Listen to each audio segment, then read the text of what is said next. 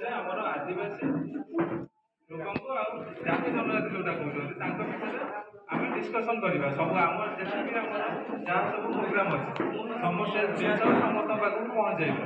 ସେଥିପାଇଁ ଆଉ ସେ କ୍ଷେତ୍ରରେ ଯେଉଁମାନେ ଭଲ କିଛି କାମ କରିଛନ୍ତି ତାଙ୍କୁ ପ୍ରାଇଜ୍ ଡିଷ୍ଟ୍ରିବ୍ୟୁଟ୍ କରିବା ବା ପ୍ରଶଂସା ପତ୍ର ପ୍ରଦାନ କରିବା।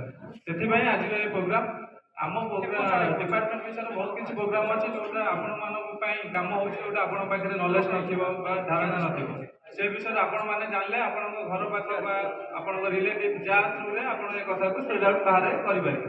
ମୁଁ ଡିଫରେଣ୍ଟ ସ୍କିମ୍ ବିଷୟରେ କହିବି ଗୋଟେ ଗୋଟେ ସ୍କିମ୍ ବିଷୟରେ ଭଲସେ ବୁଝିବେ ଯେଉଁଠି ବାଇଚାନ୍ସ ବୁଝି ନ ପାରିଲେ ମୋତେ କହିଲେ ମୁଁ ପୁଣି ଆଉଥରେ ଆପଣଙ୍କୁ ଡିଟେଲ୍ସ ଭାବରେ ବୁଝେଇଦେବି ହେଲା। ପ୍ରଥମେ ଆମେ ଜଙ୍ଗଲ ଜମି ପଟ୍ଟା ଉପରକୁ ଯିବା।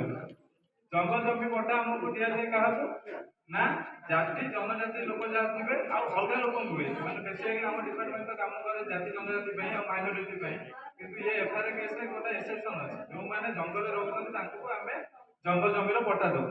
ସେ ଜଙ୍ଗଲ ଜମିର ପଟ୍ଟା ଦେବାର କ୍ରାଇଟେରିଆ କେତେଟା ଅଛି ଯେଉଁମାନେ ଆଦିବାସୀ ଲୋକ ହେଇଥିବେ ସେମାନେ 2005 ଡିସେମ୍ବର 13 ପୂର୍ବରୁ ଯଦି ରହି ଆସୁଛନ୍ତି ସେମାନଙ୍କୁ ଆମେ ଜଙ୍ଗଲ ଜମି ପଟ୍ଟା ଦେଉ। ଜଙ୍ଗଲ ଜମି ପଟ୍ଟା ଆଗେ ବୁଝିବା ଆଗରୁ ଜାଣନ୍ତୁ ଯେ ଜଙ୍ଗଲ ଜମି ପଟ୍ଟା କେତେ ପ୍ରକାର।